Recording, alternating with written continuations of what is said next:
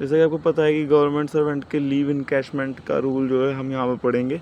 तो जैसे कोई रिटायरमेंट हुआ, उसकी डेथ हो गई, या प्रीमैच्योर ले लिया, या उसने वीआरएस ले लिया वॉलंटरी रिटायरमेंट स्कीम से, या फिर वो रिटायर हो गया, तो उसे किस फॉर्मूले के तहत जो है लीव इनकैश की जाती है, तो वो हम देखेंगे। तो फॉर्मूला आप यहाँ पे देख सकते हैं, बेसिक और डीए का जोड़ कर देंगे, अपॉन में 30 कर देंगे, क्योंकि 30 दिन होते हैं, वही मान के चले, चाहे 28 दिन हो, चाहे वो आपके 31 डेज़ हो, इनटू नंबर ऑफ़ डेज से कर देंगे मल्टीप्लाई।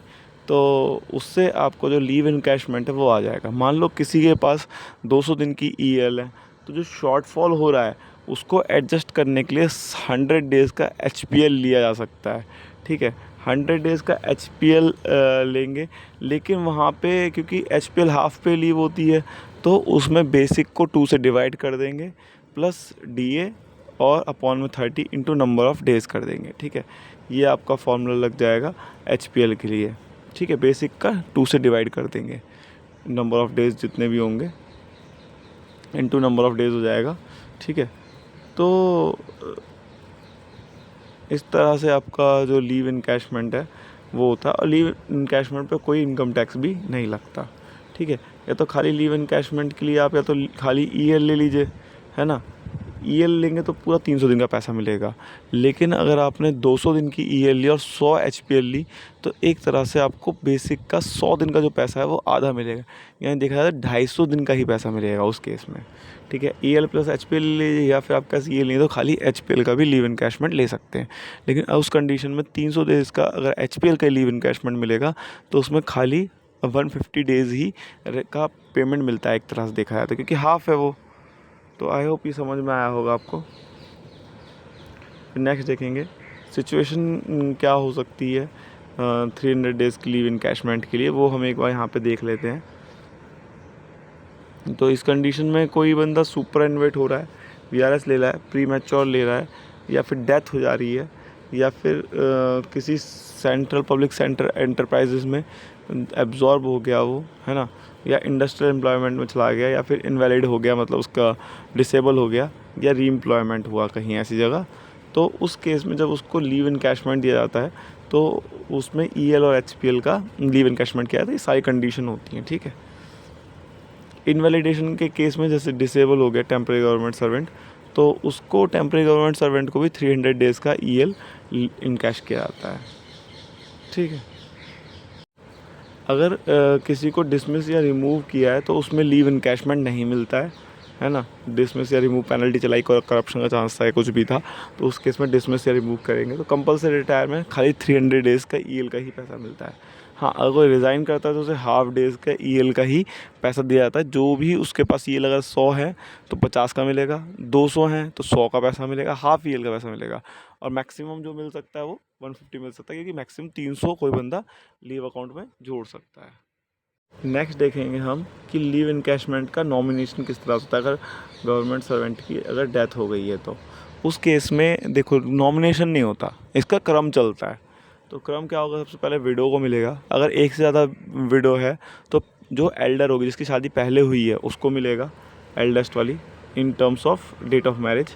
ठीक है, उसके बाद इसमें एक तरह से हायर की जो है वो चलती है, पहले बेटे को, फिर उसके बाद अनमैरिड डॉटर को, फिर उसके बाद विडो डॉटर को, फिर उसका फादर, फिर उसका मदर। ठीक है, इस तरह की हायरार्की इसमें चलती है।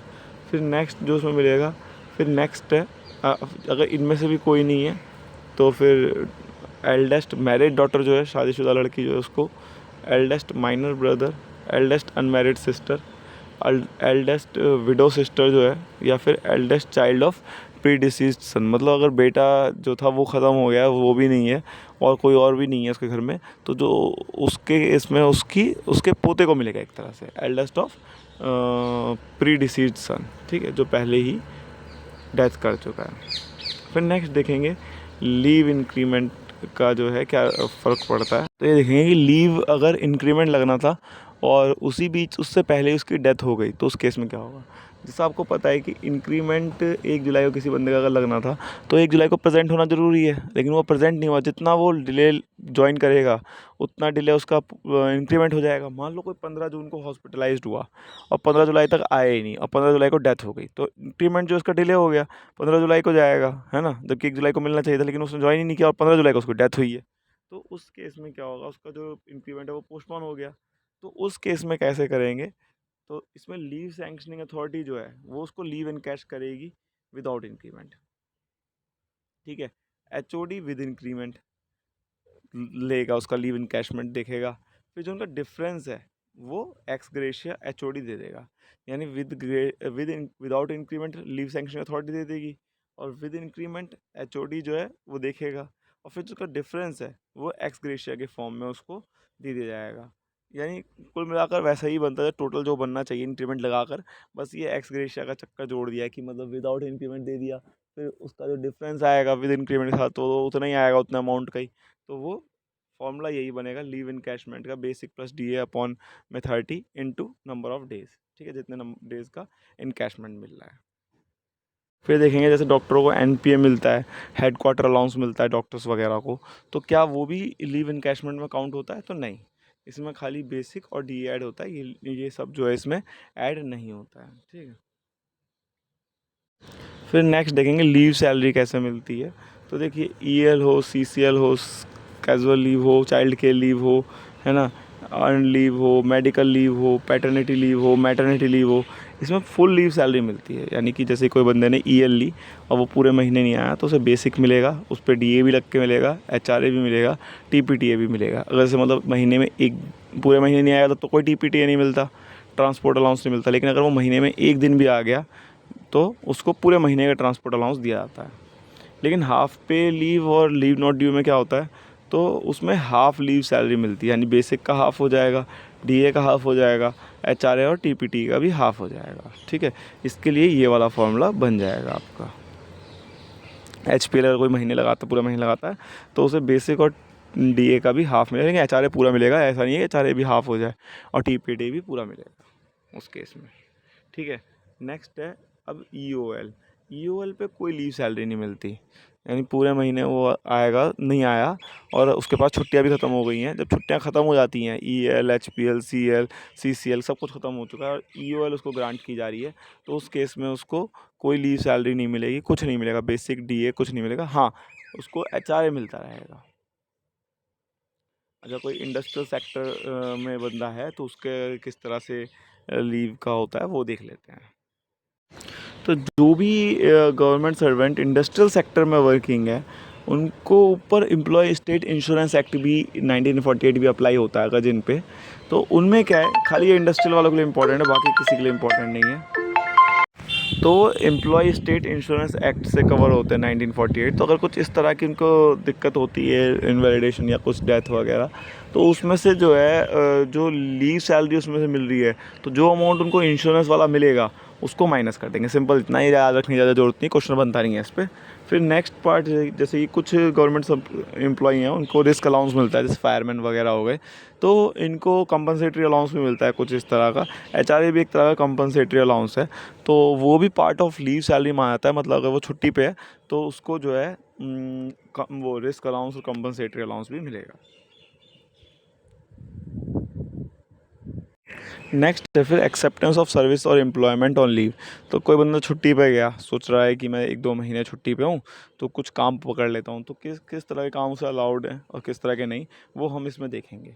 तो जैसे अगर वो लीव पे गया या लीव प्रिपरेटरी रिटायरमेंट गया, मतलब रिटायर होने से 1 साल पहले जो छुट्टी जाती है लीव प्रिपरेटरी रिटायरमेंट, तो उसमें वो एनी एम्प्लॉयमेंट एक्सेप्ट कर सकता है। तो उसके लिए उसको प्रियोर संक्शन की ज़रूरत पड़ेगी। अगर वो विद इन इंडिया मतलब एक्सेप्ट करता है तो अपॉइंटिंग अथॉरिटी, और अगर आउटसाइड इंडिया अगर वो अपॉइंट करता है, लेता है, एक्सेप्ट करता है कोई भी किसी तरह का एम्प्लॉयमेंट, तो उसे प्रेसिडेंट से परमिशन लेनी पड़ेगी। ठीक है, हाँ, परमिट क्या सकता है, may be permitted for limited amount of private work. कुछ प्राइवेट वर्क कर रहा है लिमिटेड अमाउंट का, जैसे सीए वगैरह कुछ प्रैक्टिस कर रहा है लिमिटेड अपना, तो वो कर सकता है। लिटरेरी वर्क कर सकता है, साहित्य से संबंधित जो वर्क है ना, या सर्विस कर सकता है एज एग्जामिनर, जो है एग्जामिनर की सर्विस जो है वो कर सकता है। ठीक है, हाँ, लीव प्रिपरेटरी टू रिटायरमेंट है, तो प्राइवेट एम्प्लॉयमेंट तो वो किसी भी तरह का एक्सेप्ट नहीं कर सकता है ना। पीएसयू में विद इन इंडिया या आउटसाइड इंडिया वो एक्सेप्ट कर सकता है।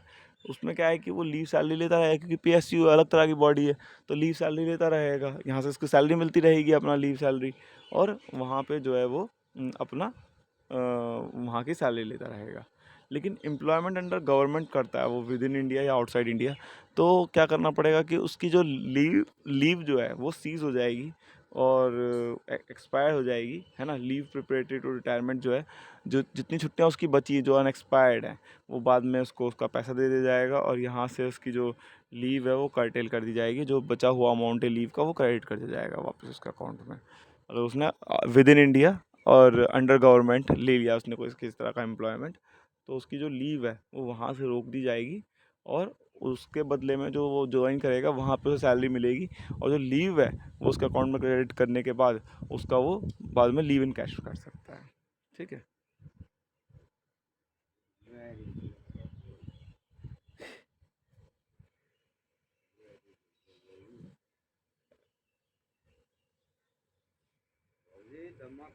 अब किसी गवर्नमेंट एम्प्लॉय का अगर अब्रॉड जाना है तो उसके लिए उसे परमिशन लेनी पड़ेगी। लीव कहाँ से परमिशन लेगा वो लीव सैंक्शनिंग अथॉरिटी से परमिशन लेगा, और लीव के लिए लीव सैंक्शनिंग अथॉरिटी से लेगा, और परमिशन जो है वो अपॉइंटिंग अथॉरिटी से लेनी पड़ेगी। अगर अपॉइंटिंग अथॉरिटी जो है वो चाहे तो अलाउ भी कर सकती है, और चाहे तो एचओडी के थ्रू वो डिनाई भी करवा सकती है।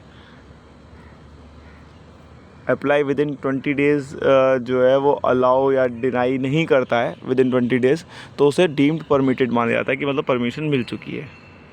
तो अब्रॉड जाने के लिए इस तरह का प्रोसीजर रहता है कि लीव सैंक्शनिंग अथॉरिटी से वो परमिशन लेनी पड़ती है उसे। नेक्स्ट है recall to duty before expiry of leave. जैसे कोई बंदा अपनी छुट्टी लेके गया, तो बीच में ही कोई अर्जेंट काम आ गया, तो उसकी छुट्टी को रिफ्यूज़ किया जा सकता है या रिवोक किया जा सकता है, उसको ड्यूटी पे रिकॉल किया जा सकता है।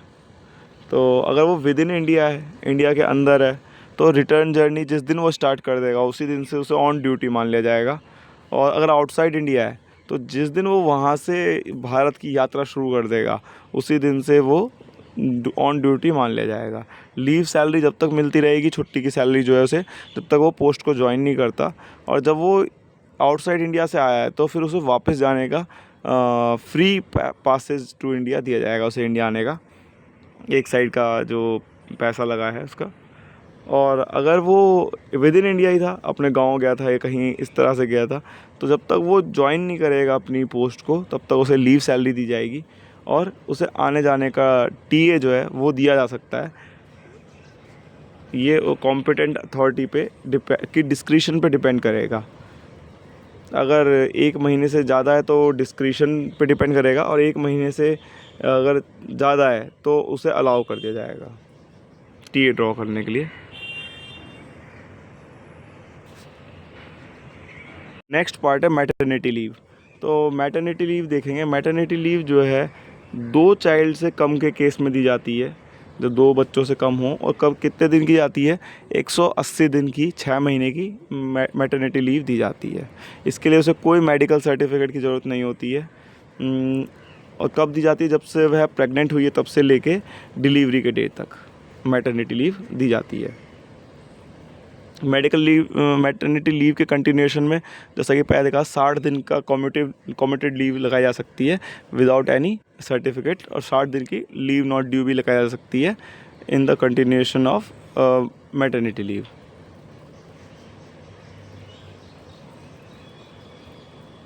अगर कोई अबॉर्शन हुआ है फीमेल गवर्नमेंट सर्वेंट का, तो उस केस में उसको 45 डेज़ का एक्स्ट्रा स्पेशल कैजुअल लीव मिलती है, जो वो पूरी सर्विस के दौरान, एंटायर सर्विस में 45 दिन की मिलती है। लेकिन ये जो अबॉर्शन हुआ हो ये फोर्स्ड ना हो, थ्रेटेंड ना हो, है ना, मतलब ज़बरदस्ती का अबॉर्शन ना हो, या फिर ऐसे केस में भी अगर स्टिल बर्थ हुआ है, मतलब बच्चे की मौत हो गई तुरंत के तुरंत, सून आफ्टर बर्थ, या फिर बच्चा ही मृत पैदा हुआ है, तो उस केस में भी उसको 45 दिन की अबॉर्शन लीव दी जाती है। ये मैटरनिटी लीव मैरिड और अनमैरिड किसी भी गवर्नमेंट सर्वेंट को मिल सकती है, फीमेल गवर्नमेंट सर्वेंट को, चाहे वो मैरिड हो या अनमैरिड हो, फीमेल गवर्नमेंट सर्वेंट होनी चाहिए। और अप्रेंटिस को भी मिलती है ये।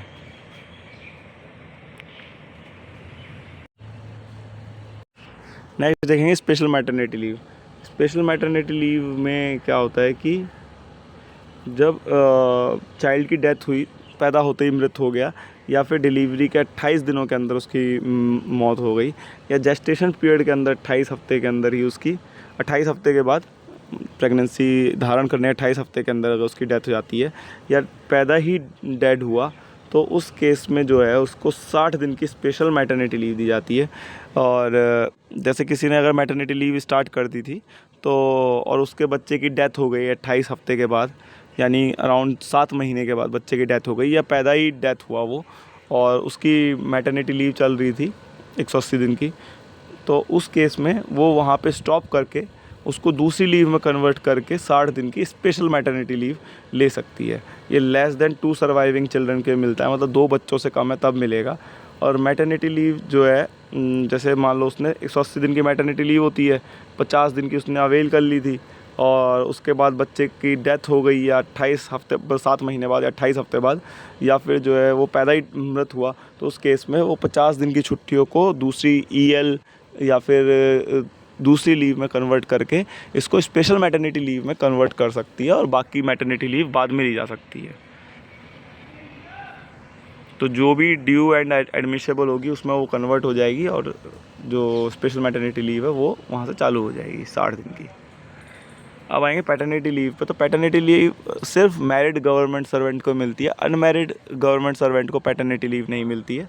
और ये अप्रेंटिस को भी मिलती है। 15 दिन की पैटर्निटी लीव दी जाती है, और ये भी 2 सर्वाइविंग चिल्ड्रन से कम के केस में ही मिलती है। 15 डेज़ पहले से बंदा ले सकता है, डिलीवरी के 15 दिन पहले से लेके 6 महीने तक। अब देखेंगे next, leave on adoption of child. जैसे किसी ने चाइल्ड को अडॉप्ट किया, तो मेल गवर्नमेंट सर्वेंट को तब भी अडॉप्ट करने के केस में भी 15 दिन की लीव दी, पैटर्निटी लीव दी जाती है, और ये भी 2 सर्वाइविंग चिल्ड्रन से कम के केस में ही दी जाती है।